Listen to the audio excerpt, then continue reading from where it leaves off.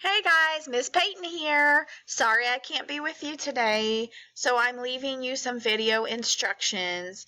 What I need you to work on today is your persuasive essay. Please pay attention to page 2. I have it up behind me this way. I'm trying to figure out which way to push my hand. It's the opposite of what it needs to be on a video. Anyways, I am pointing to the paper that you should be looking at, which is stapled to your packet. You have, let me pull this down a little bit. You have instructions on here. These are your guidelines to get you through your paper. We have already went through the first section, which is the introductory paragraph. So hopefully you all have that. You should have started out with your hook from step 5. Then you should have used your great transition sheet to create a transition sentence. Then you should have went on to write about the summary of the article or the issue that was going on in the article from Scope Magazine. And then you were supposed to end it with step 4, which was your thesis. Make sure you have all that. If you don't, you need to get busy because a lot of people are further along.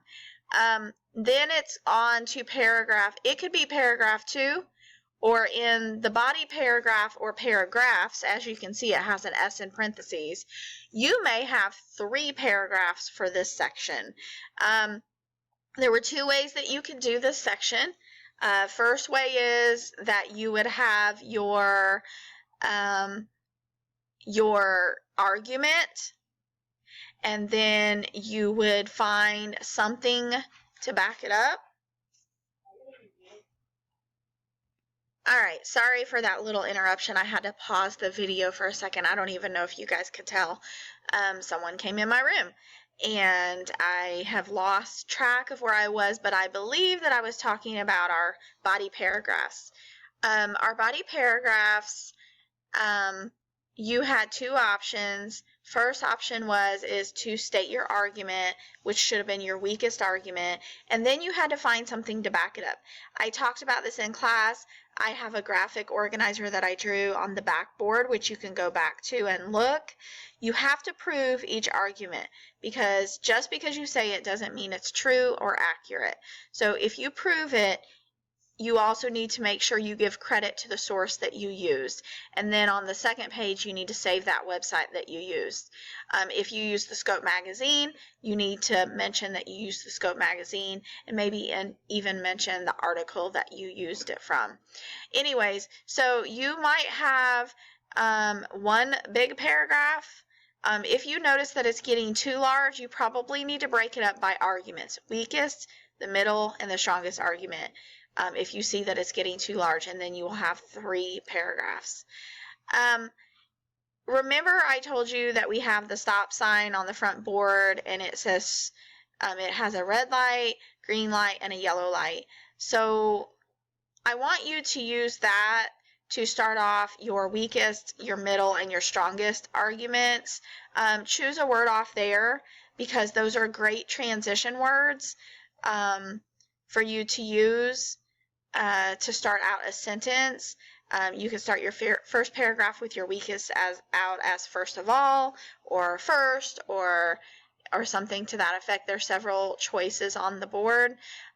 Then you could start your second paragraph out as second, or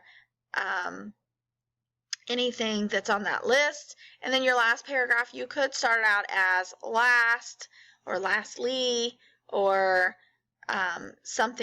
anything that's listed on that chart that I talked to you guys about. There are some things on that chart that's not going to make sense, and so you probably shouldn't use it. You're going to know if it makes sense or not. Like I said, I believe that in the first paragraph there was options to start out as once upon a time. We're not going to use once upon a time in a persuasive essay. Obviously, we're not writing a story, we're writing an essay.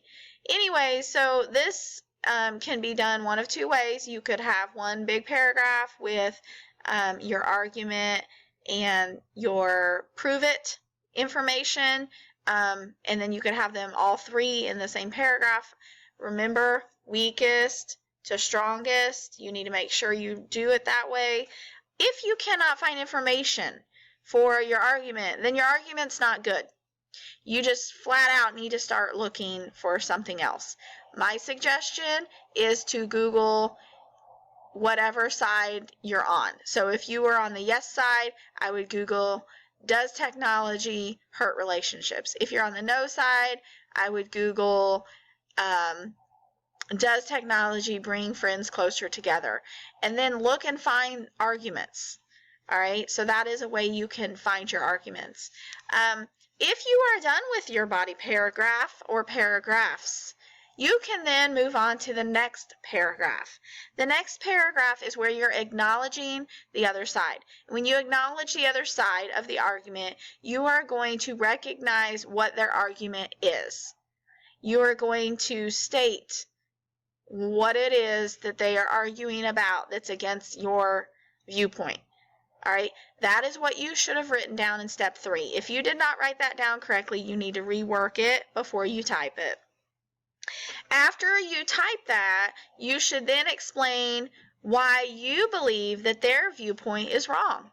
All right, you need to make sure that this is a nice, solid paragraph. You can have more than 5 sentences, but 5 sentences is the minimum. You need to you probably will go out more than 5 sentences on this one.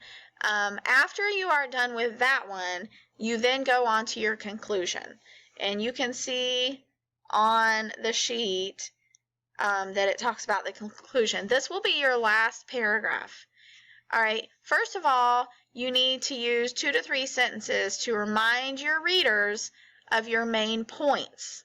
So you need to go back through your paper and look at what your main points are. And you need to kind of remind them of your viewpoints, your 3 main points in your article. And then you need to finish with a final sentence. You could go back to your hook and ask the question again if it makes sense to use it at the end.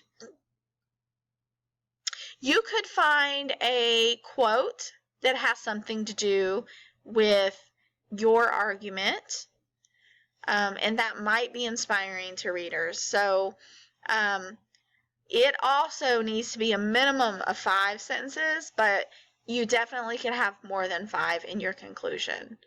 So I need you to work on this all of class period. If you, for some reason, have this done, I need you to then go to your checklist. You should have had a checklist. Hopefully it's stapled. If not, I'll have copies laying somewhere for you out.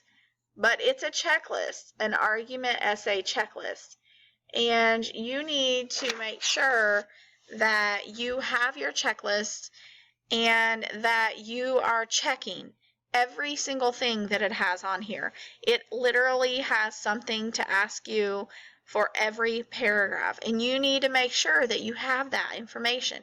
If you don't, you need to fix your paragraph.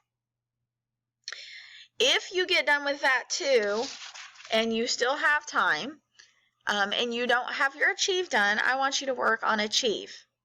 Now, if you have all of those things done, you need to go to Quizlet, and you need to work on Quizlet lesson 22, and you need to do that. If you get a 20 out of 20, play some of the games on there.